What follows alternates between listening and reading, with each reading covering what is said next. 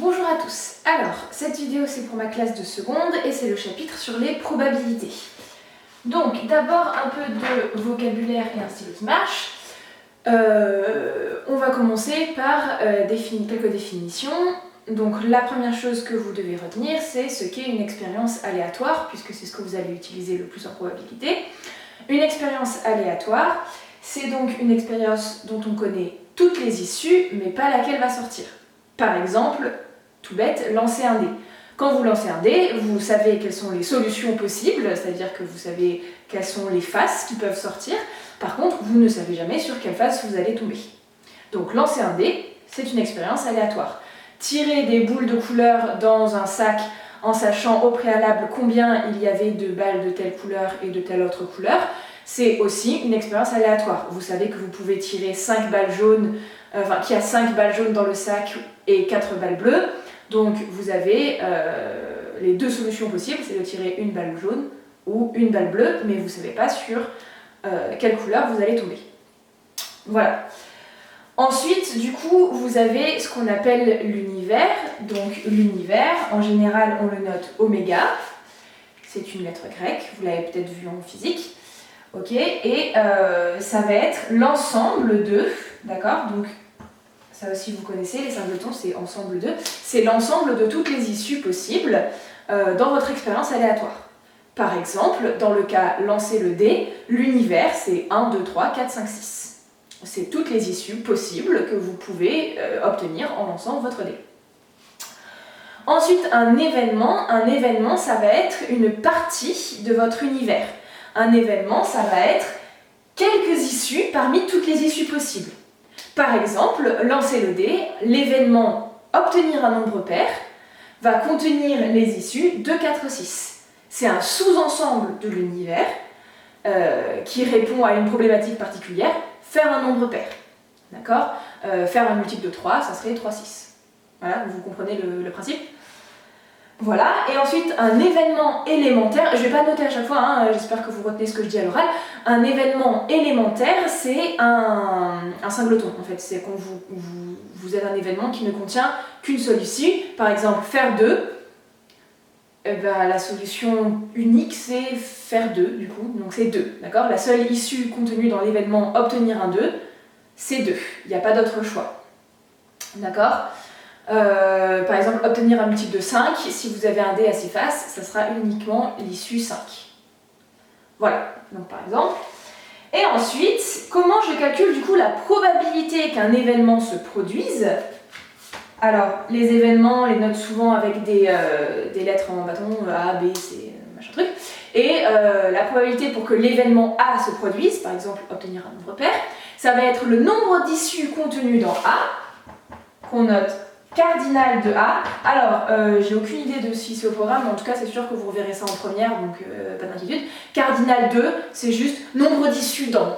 D'accord ? Mais comme on va pas écrire à chaque fois nombre d'issues dans parce que c'est ultra chiant, on condense, ça s'appelle cardinal 2. Sur le cardinal d'oméga. Par exemple, obtenir un nombre pair, qu'est-ce que ça va être ? C'est 2, 4 ou 6. Vous avez 3 issues possibles, sur les 6 issues possibles de juste lancer un dé, 3 sur 6, une chance sur 2. Oui, c'est logique, hein, vous avez une chance sur 2 effectivement de tirer un nombre pair, puisque vous avez la moitié des issues qui sont paires et la moitié des autres issues qui sont impaires. D'accord ? Donc voilà, ça c'est... Alors là, je vous ai donné un cas avec le dé, c'est pareil pour les urnes par exemple, donc si jamais on vous donne un sac qui contient 5 boules jaunes et c'était quoi, 3 boules bleues, vous avez 8 boules au total, d'accord ? La probabilité de tirer par exemple une boule jaune, ça va être 5/8. Ok ? Et donc là, il y a un autre truc qui est intéressant, c'est si jamais je vous demande de tirer une boule noire. Mais il n'y en a pas, hein, d'accord ? Donc dans ce cas, vous avez des événements qui ne contiennent aucune issue, d'accord ? Donc on dit que c'est l'ensemble vide, ça vous connaissez déjà, et dans ce cas, la probabilité que A arrive, c'est 0. Hein. Vous n'avez absolument aucune chance de tirer une boule noire dans un sac qui ne contient que des boules jaunes et des boules bleues. D'accord ? Donc voilà, donc ça c'est un exemple bête, mais vous verrez qu'il y a des exemples qui sont beaucoup plus importants, on va le voir d'ailleurs un peu plus tard, et vous verrez pourquoi ce cas-là est important. Et autre chose, donc la probabilité de l'univers, si vous êtes très logique, vous vous en doutez, ben c'est 1, hein, puisque c'est cardinal de oméga sur cardinal de oméga, ben ça fait 1, d'accord? Et oui, en gros, cardinal de oméga, ça voudrait dire que l'une des issues possibles se produise. Bon, bah la probabilité c'est 1, c'est-à-dire c'est tout le temps, ça va arriver tout le temps. Vous avez 100% de chance que l'une des faces du dé tombe. Vous avez forcément 100% de chance de faire un nombre entier entre 1 et 6 quand vous lancez un dé à 6 faces. D'accord? Donc voilà, ça c'est les trucs principaux. Et ensuite, une petite propriété. Donc là on a vu les définitions, une petite propriété. La première propriété que je vous ai mis dans votre fiche, c'est qu'une probabilité est toujours comprise entre 0 et 1. Bah oui, c'est logique, hein, pensez un peu en pourcentage, vous avez entre 0% de chance qu'un truc se produise et 100%, 100 sur 100, ça fait 1. D'accord? Donc une probabilité, c'est toujours compris entre 0 et 1. Quand ça vaut 0, c'est qu'il n'y a aucune issue dans votre événement. Quand ça vaut 1, c'est que vous avez... Je fais rentrer le chapeau. Allez, voilà. Ben oui. Oh là là, tu veux dire coucou? Ah, je veux dire coucou. Coucou. Ben oui, ça comprend. Allez, file, j'ai pas fini le cours. Alors, j'en étais où? J'en étais à une probabilité, c'est compris entre 0 et 1. Bon, ben voilà. Jusque là, tout va bien. Et ensuite, maintenant, on va mettre un peu des notations. On va donner un nom aux issues possibles. Donc, on va dire que vous avez de x1 à xn les issues possibles dans votre univers. D'accord? Donc, une loi de probabilité, donc ça c'est une autre définition, une loi de probabilité sur l'univers oméga, c'est un tableau en fait où vous allez associer à chaque valeur la probabilité pour que ça se produise. C'est mieux. Donc la valeur xi, on lui attribue une probabilité pi et vous avez que les pi, c'est la probabilité que xi se produise.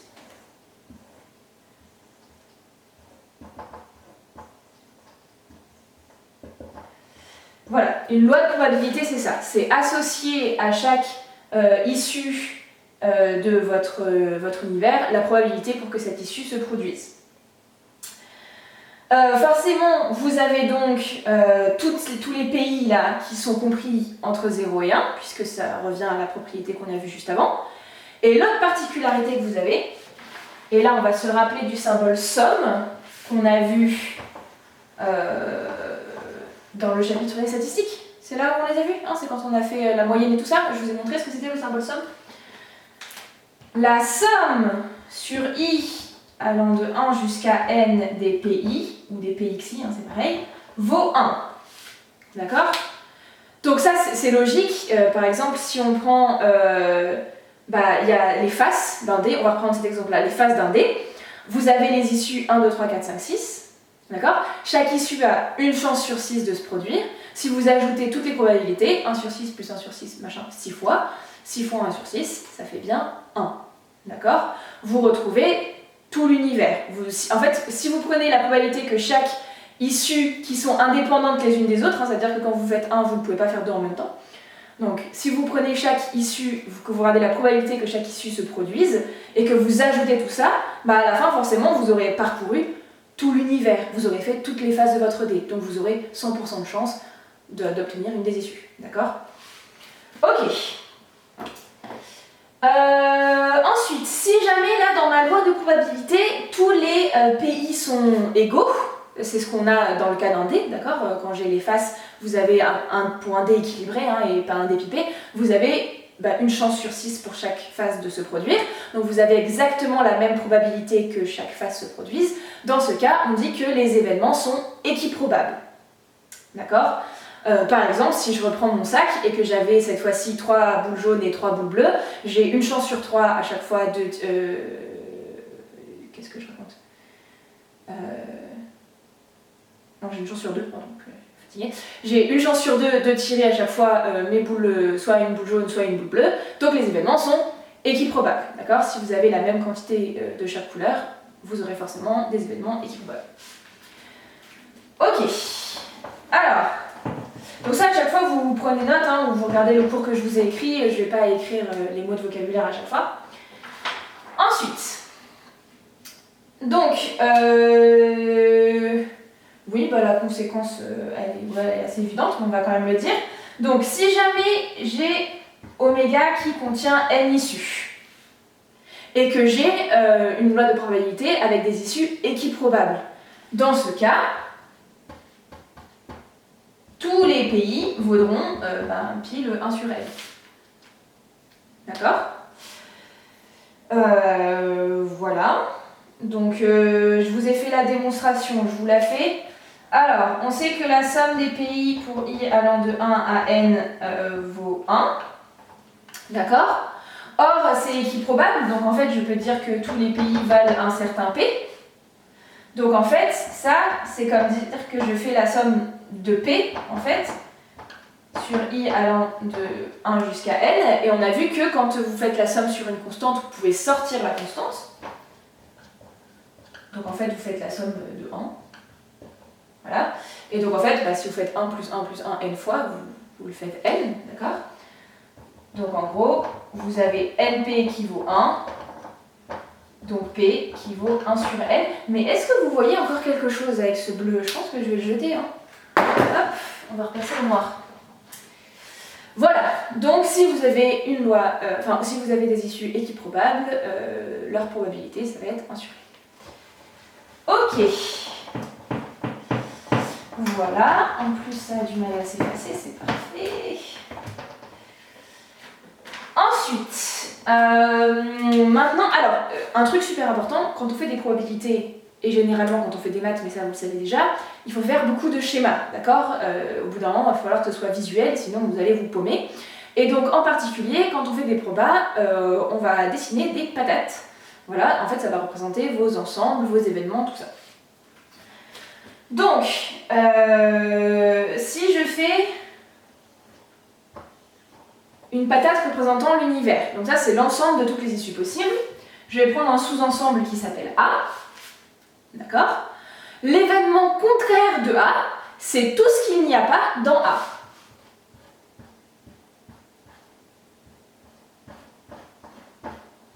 Ça, c'est A bar. On note ça A bar, ça veut dire le contraire de A.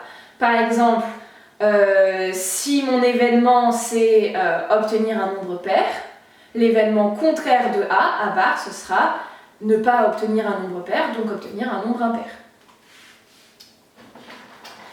Donc, regardez, si je veux la probabilité du coup de A bar, en fait c'est la probabilité d'oméga moins la probabilité de A. Et la probabilité d'oméga, on l'a vu tout à l'heure, c'est 1, donc c'est 1 moins P de A. Ça, c'est une formule qu'il faut retenir. Mais mon rouge aussi, il est en train de mourir. Tous mes feuilles sont en train de mourir. Voilà, donc c'est tous les événements qui ne sont pas contenus dans A. C'est toutes les issues qui ne sont pas contenues dans A. Ok, alors, donc, on va refaire une patate. Et maintenant, on va voir les intersections et les unions.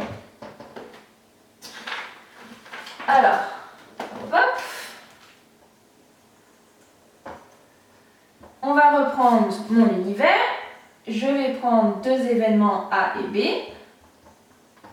Et on va étudier un petit peu ça. Alors, A union B, ça veut dire être dans A ou dans B. D'accord? Bon, alors le cas pair-impair, je vais le reprendre, mais là vous allez voir que c'est pas super intéressant. Si je suis pair ou impair, en fait je suis n'importe quel nombre, d'accord? Donc dans ce cas, vous parcourez carrément tout l'univers, mais globalement c'est ça l'idée, c'est-à-dire que vous ajoutez les issues de A et celles de B. Vous les regroupez. Forcément, s'il y en a qui sont communes, vous les réécrivez pas deux fois. Mais c'est ça l'idée, c'est-à-dire que vous allez mettre dans vos singletons là, vous allez mettre toutes les issues de A et toutes les issues de B. Donc A union B, c'est représenté par tout ça. Tout ce que je fais en vert. Ça, c'est A union B. Je suis soit dans A, soit dans B. Maintenant, si je veux être dans A et dans B, par exemple, être un nombre pair et être un multiple de 4, bon bah là, vous auriez juste 4 comme solution, mais ce serait votre intersection. Donc l'intersection, c'est ça. Ça, c'est A inter B. C'est être et dans A et dans B. D'accord? Et là, il y a une formule que vous allez m'apprendre par cœur et qui est très logique. Donc je vais vous la montrer maintenant. Vous retenez qui est quoi là? Hop, j'ai écrit en dessous. La probabilité d'obtenir A ou B, la probabilité du coup de A union B, c'est la probabilité de A plus la probabilité de B. Mais si je fais ça, on est d'accord que cette partie-là, je l'ai comptée 2 fois. Je l'ai comptée une fois en faisant A et une fois en faisant B. Donc je l'ai comptée une fois de trop. Donc il faut que je l'enlève. Donc probabilité de A plus probabilité de B moins probabilité de A inter B. Inversement, probabilité de A inter B, du coup, c'est P de A plus P de B moins P de A union B. D'accord? Et donc, si jamais vous avez le cas de 2 événements indépendants, par exemple être pair et être impair, c'est indépendant. Il n'y a aucune intersection, il n'y a aucun nombre qui est à la fois pair et impair, à part 0, mais il n'y a pas de 0 sur le D. D'accord? Donc ça ne marchera pas. Dans ce cas-là, la probabilité d'avoir l'un ou l'autre, ce serait juste la somme des deux. L'intersection étant nulle, sa probabilité vaut 0. Enfin, l'intersection étant vide, pardon. La probabilité de A inter B vaut 0. Donc, dans le cas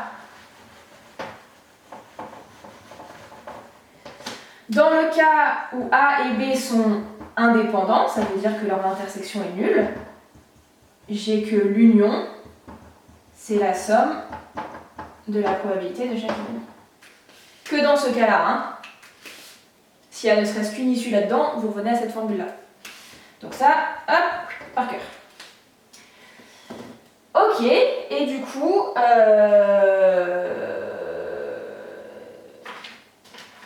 et bah du coup c'est terminé. Il y a la seule chose sur laquelle je vous ai fait une petite remarque à la fin, c'était le cas d'obtenir un nombre pair ou obtenir un nombre impair. Quand vous faites la somme des deux, si en fait les deux événements prennent tout l'univers, vous obtiendrez 1. Voilà. C'est le cas d'obtenir un nombre pair et obtenir un nombre impair. Vous parcourez tout l'univers, donc en plus vous allez obtenir 1. Voilà, c'est tout ce que vous allez avoir en seconde, c'est déjà pas mal. La seule autre chose que je pense que vous savez déjà faire, mais que je vais vous rappeler, quand vous faites un exercice de probabilité, très souvent, faites un arbre.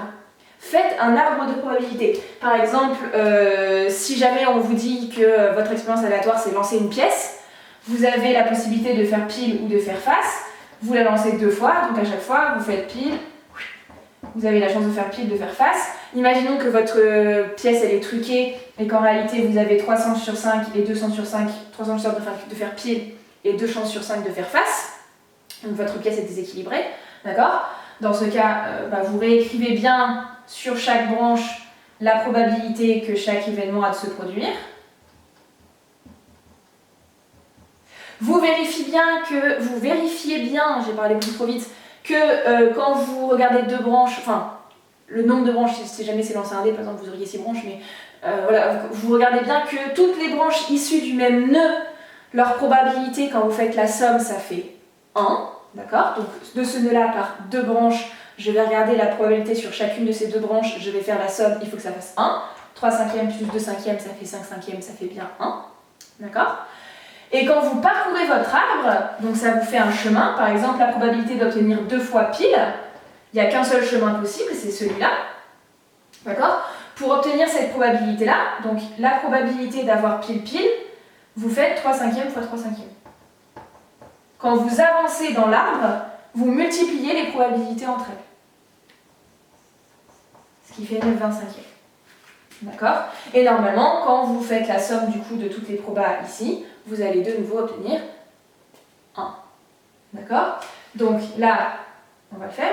Là, la probabilité d'obtenir en premier... Alors, du coup, si on vous demande d'obtenir un pile, un face, vous allez devoir ensuite faire la somme de chaque branche. Par exemple, si je veux avoir un pile, un face, vous avez 2 façons possibles d'y arriver. Vous avez ce chemin-là, avec un feutre mort. Et vous avez ce chemin-là. Oui. D'accord? Donc, les probabilités, ça va être les mêmes pour les deux. Ça va être ça. D'accord? Donc, vous allez ajouter les deux, donc en fait, vous allez le faire x2. Ok? Donc, ça fait, hop, 12/25e. Et ensuite, la dernière, donc la probabilité d'avoir face-face, on va le faire en vert du coup, ça va être 2/5e.